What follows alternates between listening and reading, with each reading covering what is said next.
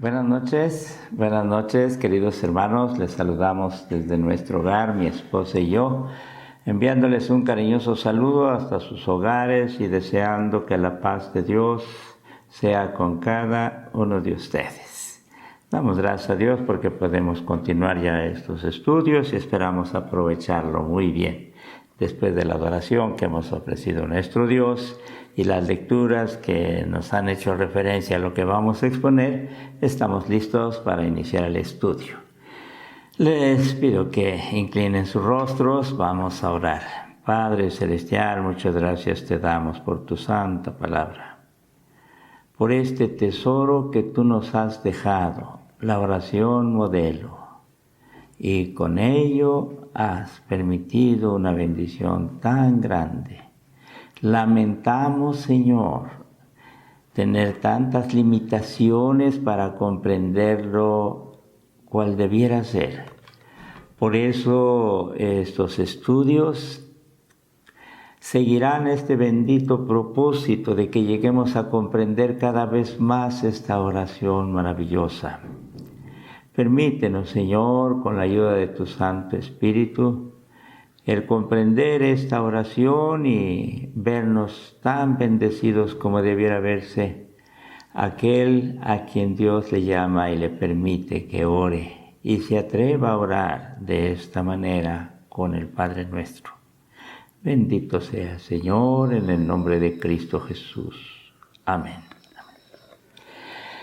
Vamos ahora, ya se hizo una introducción y ya saben ustedes, varios de ustedes, que el Padre Nuestro está en 2 evangelios, en San Mateo, capítulo 6, de los versículos 9 al 13, y San Lucas, eso sí ya lo hemos referido, capítulo 11, y aquí es donde nosotros, así inicia el capítulo 11. Aquí es donde nosotros vamos a ir estableciendo algunas diferencias y espero que ustedes tomen con madurez esas diferencias y no sirva de algún estorbo por ahí. Las versiones de San Lucas y San Mateo difieren en algunas cosas. Una de ellas que San Lucas tiene 5 peticiones y San Mateo tiene 6. Claro, en la versión Reina Valera, que ha dependido de algunos manuscritos, no trae con precisión esas 5 peticiones, pero varias versiones, las demás versiones lo traen, hermanos. Las demás versiones, una de las más citadas en el ámbito evangélico es la Nueva Versión Internacional. En esa o en otras pueden consultar ustedes y no se sorprendan que en San Lucas se encuentren la oración con más o menos estas palabras de acuerdo a las versiones, donde dice Padre, santificado sea tu nombre, venga tu reino, y no dice hágase tu voluntad. Ya después pasa a las otras 3 peticiones. Otra diferencia notoria es que eso sí, hasta en la versión Reina Valera, encontramos que la conclusión de la oración en San Lucas no incluye la doxología que tiene el Evangelio según San Mateo, donde dice, porque tuyo es el reino, el poder y la gloria por todos los siglos. Amén. Eso no lo trae San Lucas, aún en la versión Reina Valera. Y esto es bueno entenderlo, hermanos, porque aquí es donde tenemos que comentar algunas cosas para que no nos sorprenda esas diferencias.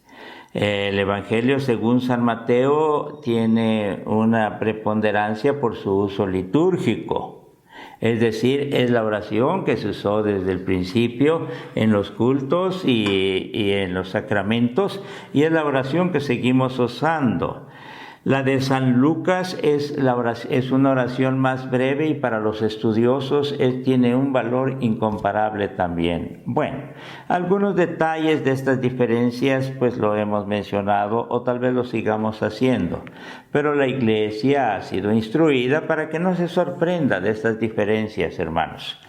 Bien, ahora vamos a trabajar con el Evangelio según San Mateo para exponer lo que es el Padre Nuestro en el capítulo 6 de los versículos 9 al 13.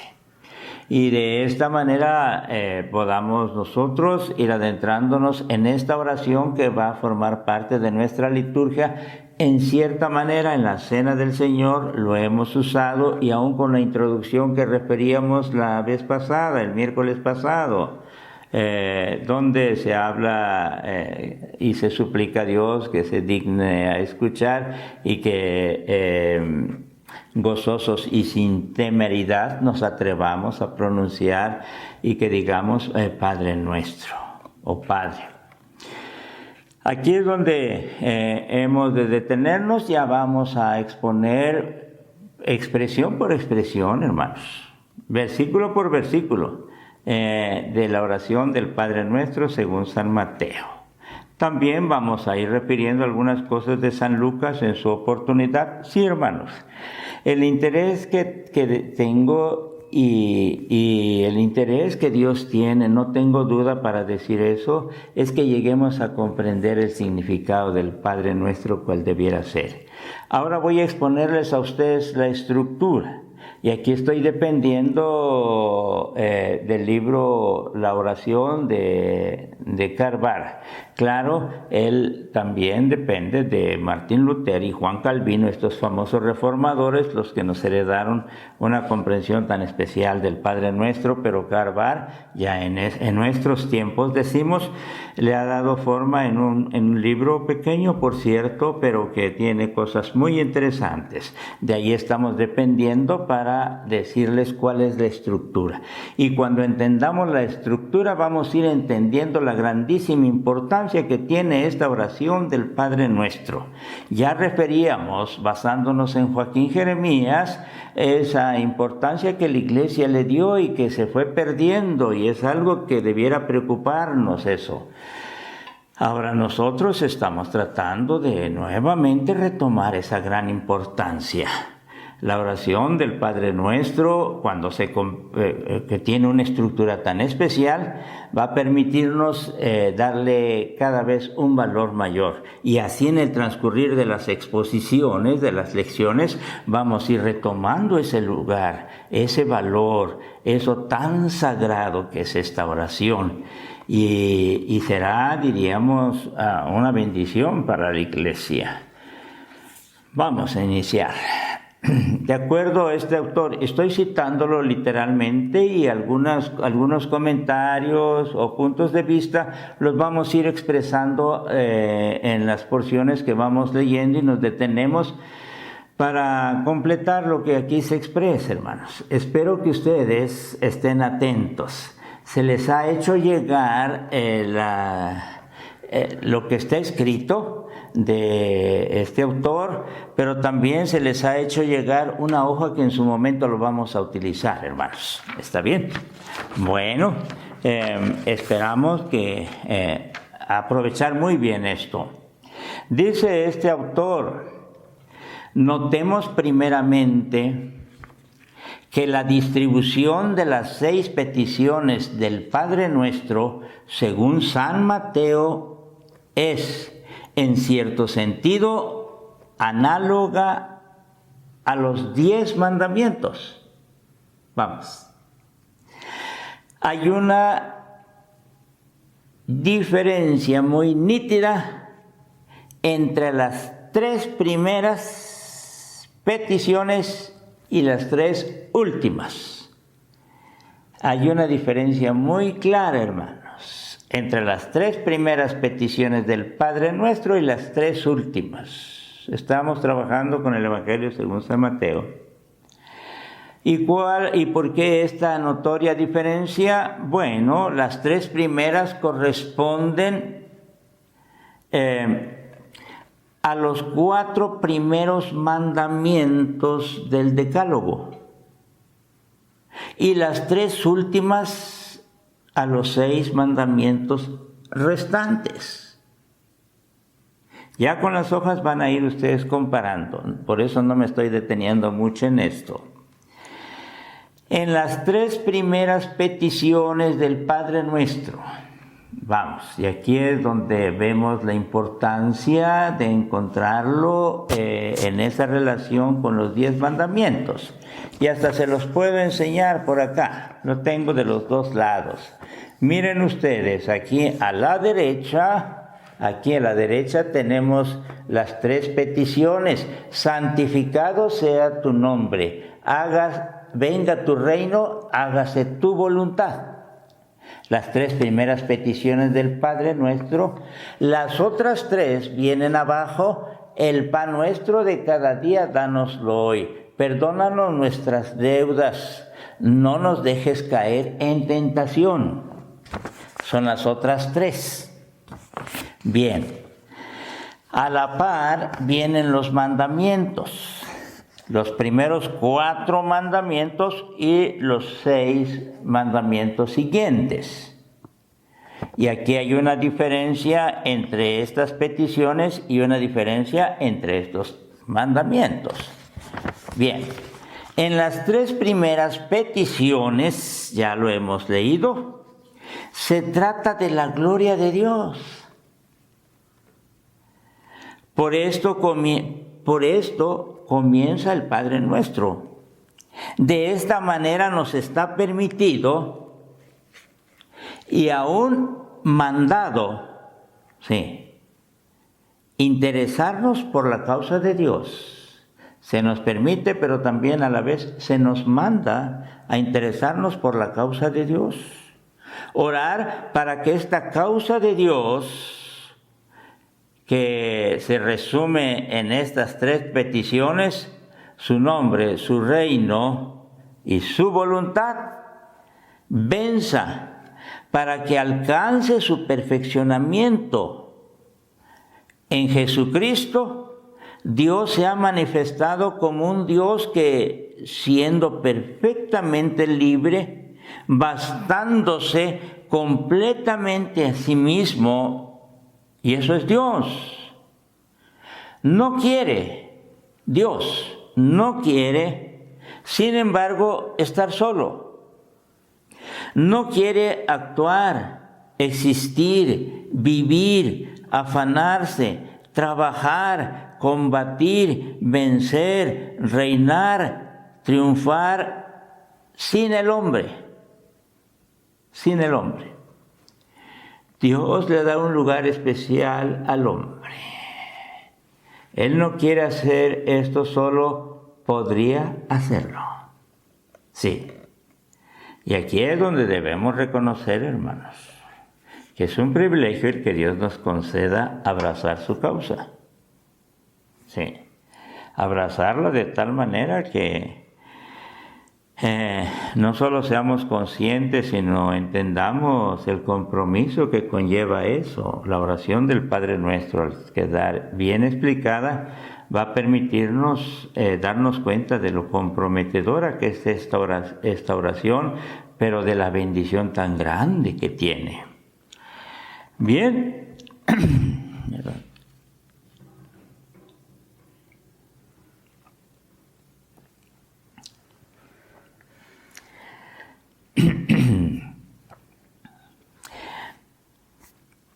Él nos permite entonces, nos manda a orar en forma en que estamos invitados a hacerlo en estas 3 primeras peticiones por el éxito de su causa o de la causa divina. Las 3 primeras peticiones apuntan a la causa de Dios. ¿Sí? Y esto es lo que me interesa que se esclarezca bien o se recuerde bien. En el ámbito social, en determinados momentos se abrazan ciertas causas. Yo, habiéndome formado en un internado no solo semimilitarizado, sino de una tendencia marxista muy fuerte, se inducía a los jóvenes a que abrazaran la causa marxista o de las clases sociales como un énfasis especial para defender a los necesitados. No quiero abundar en esto. Este es algo que viví en mis tiempos juveniles y hasta ahí voy a expresarlo. Pero conocí y tuve compañeros que abrazaron esa causa y se unieron a grupos que tenían mucha relación con ello, digamos, algunos grupos marxistas o de izquierda muy marcada. Y recuerdo bien una ocasión que se me invitó que yo fuera a un lugar donde estaba un compañero que había estado preso en Lecumberri, y el presidente López Portillo lo sacó de ahí y le permitió que estuviera libre, pero él había sido encarcelado precisamente por formar parte de estos grupos radicales que abrazaban una causa marxista. Bueno, otro compañero mío, cuando éramos recién casados, se lo presenté a mi esposa, pero al poco tiempo supe que allá en el norte lo mataron porque abrazó esa causa y ellos dejaban a veces el ejercicio de su profesión y se dedicaban a esto. Y en este caso, puedo decir su nombre, Elín Santiago, compañero de generación. Y me dolió bastante, pues se le estimaba, pero ellos estaban muy metidos, abrazaban esa causa, y cuando abrazaban esa causa yo tuve algunos compañeros que se murieron en eso, hermanos, así. Por alguna razón, en cierta manera, yo quedé libre, una porque tenía temor de Dios y otra porque pues se influyó en mí para que no me metiera completamente en eso. Algún día tal vez han escuchado, pero ahorita no quisiera dar mayores datos. Si alguien está interesado, platicamos y se van a sorprender. Ya tenía muy en mi corazón el hacer la voluntad de Dios y veía que algunas cosas no estaban del todo bien. Por eso tuve reservas también. Pero vamos, lo que quiero decirles es que estos compañeros míos que vivimos 6 años en un internado, abrazaron esa causa y terminaron y estuvieron dispuestos a morirse por defender esa causa, como hay muchos. Y esto estoy refiriéndolo para que vayamos adentrándonos un poco en lo que significa abrazar una causa. No es un parecer, no es un partido, no. Ahora ya no creo que quieran abrazar la causa de un partido, como solo ahora que mejor. Da hasta vergüenza a nivel internacional lo que pasa en México con tantos partidos y las formas como. Pero bueno. No. Pero hay otras instancias sociales y revolucionarias que tienden a abrazar esa causa y se mueren por eso. Y aquí en México, en otros países también, sí. De eso conocimos de jovencitos y Dios nos guardó, pero no, si no abracé la causa del marxismo, abracé la causa del cristianismo. Por eso desde joven he sido así, hermanos. Ya traía en mi sangre eso. Y bendigo a Dios. Nunca he quedado mal a Dios. No le he fallado. Y espero terminar así mis días. Abrazo esa causa con todo mi corazón. Nunca he sabido qué cosa es que en determinado momento ya no tengo interés. No más. No. Cuando se abraza una causa, se vive y se muere por ella. Y basta, ya no voy a referir más cosas, pero espero que quede claro eso, hermanos. Y cuando se nos está hablando aquí de la causa de Dios, por eso la iglesia primitiva en sus primeros 4 siglos gloriosos se llenó de mártires. Miles y miles y miles. Y como les he dicho, en la historia eclesiástica de Justo L. González, cuando lo tenía en 10 tomos, ahora ya lo han resumido en 2. Pero cuando lo tenía en 10 tomos, el primer tomo hablaba de la era de los mártires. Y en su portada tenía una pintura que se titula Acacio y los 10,000 mártires, así. Fueron miles y miles de mártires que abrazaron la causa de Dios y se murieron por ella. ¿Cuánto se necesita ahora hablar de eso, hermanos? Ahora que se ha vuelto algo tan superficial, tan secundario, como les decía, en cuanto a la palabra de Dios en el mensaje del domingo, aprendiendo de María para después ser Marta. Sí. Sí, hermanos. Aquí se nos habla de la causa de Dios. De la causa de Dios. Ahí es donde me van a entender, queridos hermanos, y perdónenme. A veces porque pareciera ser que hasta se lastiman sus sentimientos. No entiendo cómo es posible que tomemos a menos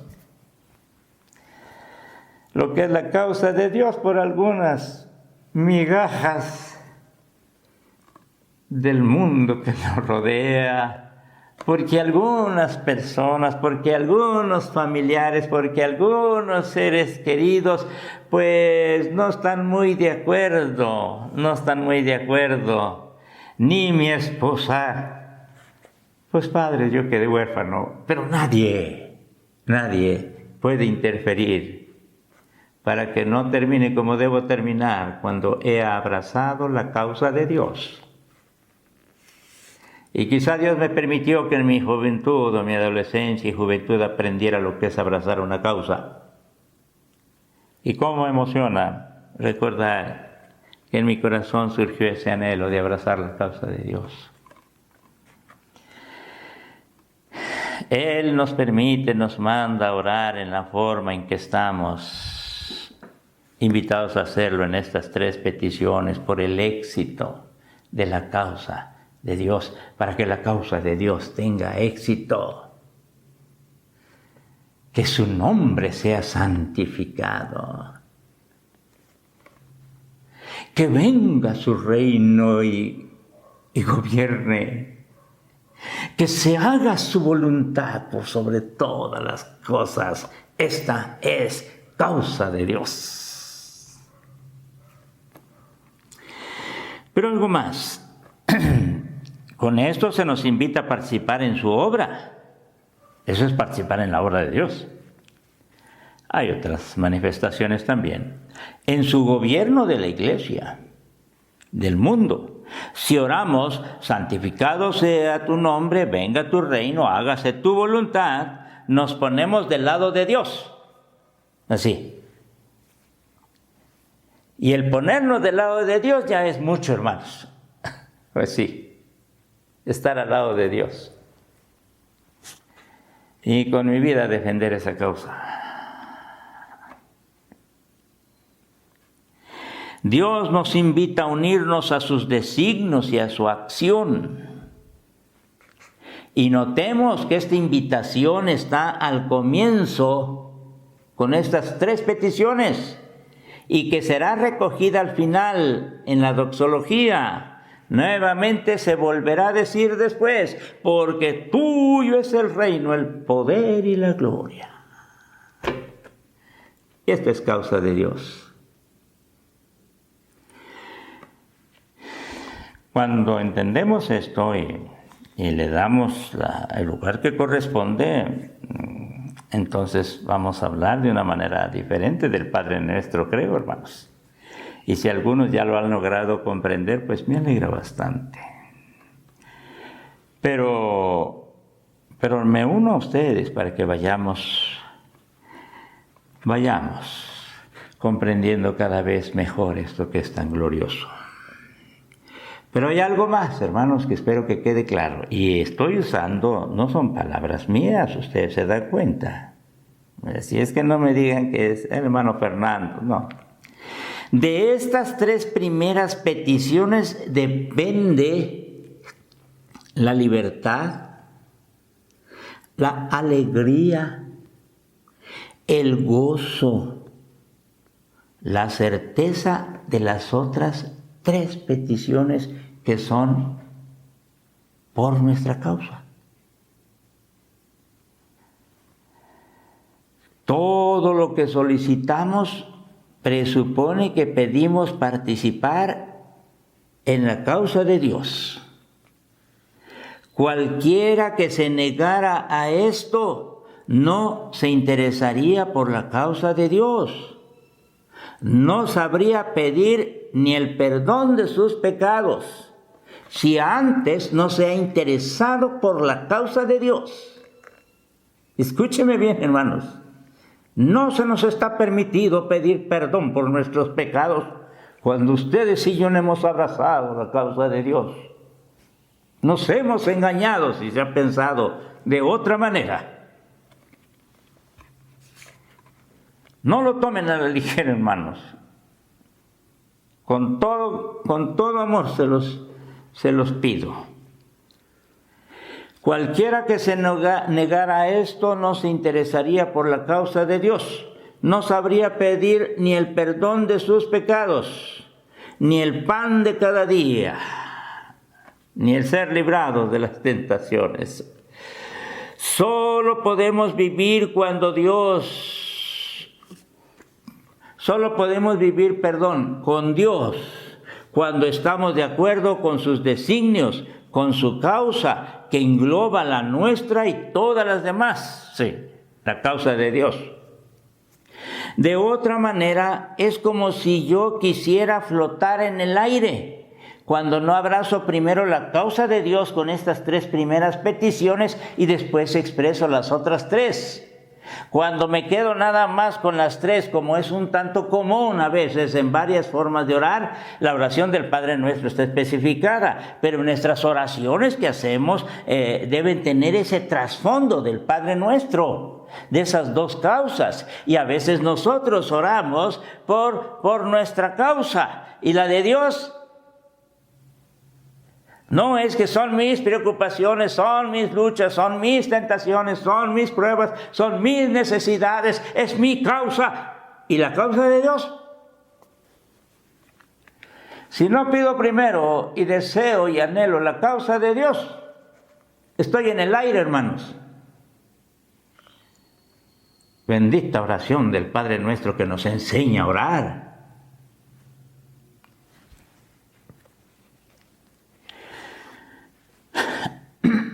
Perdón, hermanos.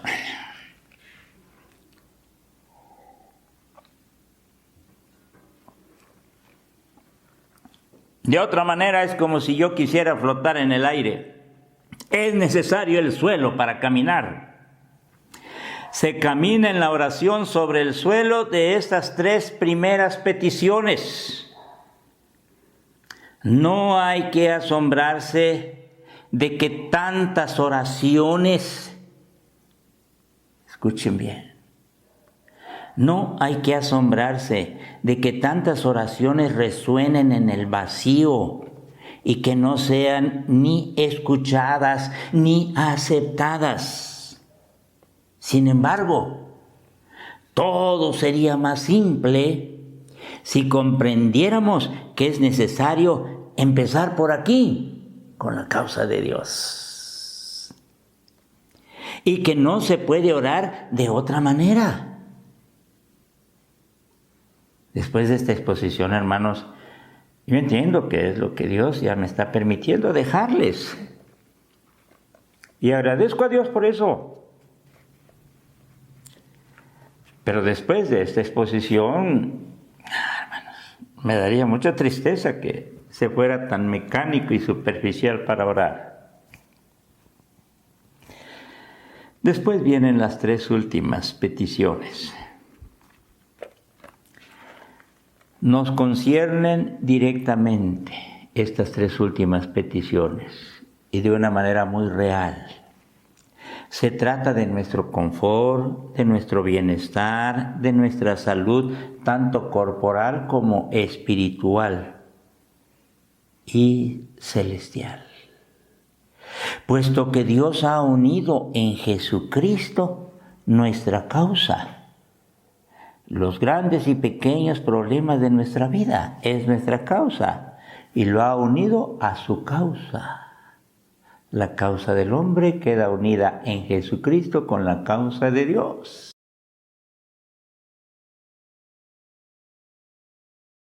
Esta es una de las cosas que debiéramos comprender, o al menos ampliar, y por eso me detengo un momento. Cuando hablamos de Jesucristo, estamos hablando de el resucitado. Pero cuando está en la tierra, hablamos de Jesús de Nazaret. ¿Sí? Por eso algunas teologías trabajan de esa manera. Como alguna ocasión he referido, el trabajo tan grandioso de la teología de Edward Shilevik, de 3 tomos, empieza con el primer tomo, la historia de un viviente, Jesús de Nazaret.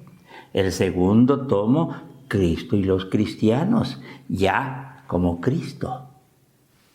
Y el tercer tomo tiene que ver más con una eclesiología, es decir, con cuestiones de la iglesia después de lo que se da en la resurrección del Señor, que se expone en el libro de los Hechos y en otros momentos más. Le refiero esto porque apreciemos lo siguiente. Cuando hablamos de Jesús el Cristo o de Jesucristo, estamos uniendo las dos expresiones. La de el Jesús terreno, Jesús de Nazaret, y la del Cristo glorificado después de la resurrección. Y decimos Jesucristo o Jesús el Cristo. Y con ese nombre glorioso abarcamos la obra maravillosa de la segunda persona de la Divina Trinidad. Una obra que se inició aquí en la tierra, donde Él se identificó con nosotros, experimentó lo nuestro, vivió lo nuestro, se alegró, se gozó, lloró, sufrió, se murió. Como la máxima experiencia difícil del hombre, todo lo experimentó. En otras palabras, Él conoció todo lo nuestro. Por eso puede ser nuestro intercesor, porque sabe de lo nuestro. Pero entonces Él conoce lo que es la realidad del ser humano, pero al mismo tiempo lo que es el deseo divino. ¿Sí? La santidad de su nombre, su reino, su voluntad. Y se fusionan la causa humana, porque ese Jesús de Nazaret se identificó con nosotros, nos comprende, se ha unido a nosotros, ha quedado unido, están las evidencias, ha quedado unido a nosotros, ha abrazado nuestra causa y abraza la causa de Dios. Con estas 3 primeras peticiones, el que ha abrazado las 2 causas es el que nos permite la dicha de poder orar a Dios en su nombre. Y cuando oramos en su nombre, estamos orando en el nombre de aquel que abrazó las 2 causas. Y cuando decimos que le estamos siguiendo, es porque también como Él, nosotros estamos abrazando estas 2 causas, la de Dios y desde luego la del hombre, como seres humanos que somos. Y Él, como el Dios hombre, une estas 2 causas. Y en el Padre Nuestro no encontraremos una conclusión que diga en el nombre de Jesucristo, porque ya está implícita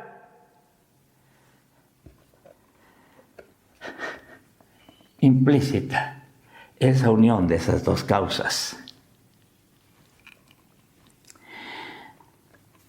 Las tres últimas nos conciernen directamente, muy realmente. Se trata de nuestro confort y todo lo que hemos dicho, porque Dios ha unido en Jesucristo nuestra causa y la causa de Él.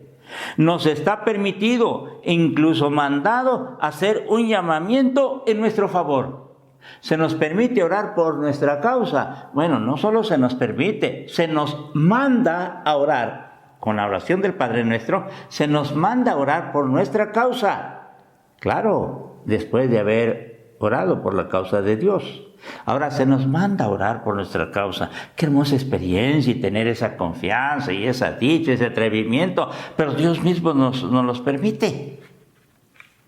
Cuando el Señor Jesús concede que esta oración pueda ser recitada, orada, rezada por sus discípulos, entonces se nos está concediendo la dicha de pedir por nuestra causa. Y no solo pedir, hasta se nos manda, ¿verdad? Y aquí entra en juego toda nuestra vida. No es solamente un permiso, sino una orden de depositar junto a Dios y de confiar todo nuestro bagaje, porque llegamos con un bagaje muy complicado cuando viajamos en este mundo. Podemos confiarle a Dios este bagaje temporal, material, secular, eterno, cristiano, eclesiástico, teológico. Dios nos manda a orar. Dios participa en nuestros quehaceres y en nuestras necesidades, en nuestras preocupaciones y angustias, en nuestras esperas, en todo. Al pedir, danos nuestro pan, no hacemos sino constatar lo que realmente es nuestra vida.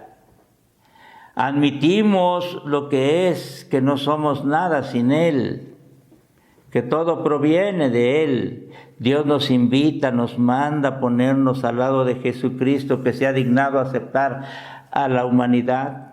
Era Dios y se ha hecho hombre. De esta manera se ha interesado en todas nuestras grandes y sobre todo en esas pequeñas cosas que nos preocupan en nuestro diario vivir. Dios mismo se ha identificado con nosotros, como decía. Y cuando estamos orando por las tres peticiones que tienen que ver con nuestra causa, entonces tendremos la dicha de ser escuchados, porque antes hemos pedido por la causa de Dios. Voy a concluir aquí. Se les hace llegar esto, hermanos, para que ustedes, porque será la próxima exposición,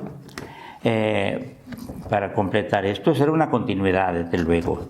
Aquí están, como les dije, la causa de Dios, la causa del hombre. No sé si lo logren ver bien así, hermanos, no sé. Y aquí están los mandamientos, los 4 y los 6. Aquí están las 3 peticiones y las otras 3 del Padre Nuestro. Los mandamientos y el Padre Nuestro vienen aquí en esa relación. Léanlo, reflexionen y tal vez tengan algunas inquietudes. Y si alguien quisiera hablarme y preguntarme por teléfono, hermano, puede hacerlo, hermanos. Pero el próximo miércoles, si Dios nos da vida, estaremos exponiendo esto. ¿Está bien? Y quiero terminar con lo siguiente. Bendigo a Dios por el tesoro de la oración del Padre Nuestro. Por eso debe cobrar un ropaje excelso. Y cuando nosotros oremos como iglesia, es muy propia como iglesia porque es nuestro, en plural.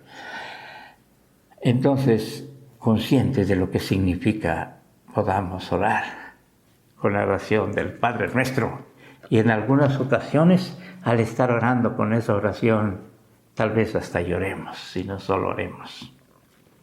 Y de esa manera se conforma la liturgia de la cena del Señor, del bautismo y de otros momentos sagrados. Esta es la estructura que nos va a ayudar a una comprensión cada vez más hermosa del Padre Nuestro. Leamos el artículo. Hay más todavía aquí. Lo que les he mostrado. Y preparémonos el próximo miércoles. Vamos a orar. Padre Celestial, perdona porque no nos damos cuenta de tanto amor tuyo a través de tantas cosas y de una manera muy especial al permitirnos esta oración. Ya cuando analicemos la expresión Abba, Padre, ¿quedaremos todavía más impresionados? Claro que sí. Pero gracias por este proceso que nos estás concediendo. Dirígenos y ayúdanos. Y llevemos a feliz término todo esto para gozarnos con tu Hijo nuestro Señor Jesucristo y abrazar juntamente con Él tu causa, Señor, primeramente, para que entonces nos atrevamos a expresar nuestra causa. Bendito seas, en el nombre de Cristo Jesús.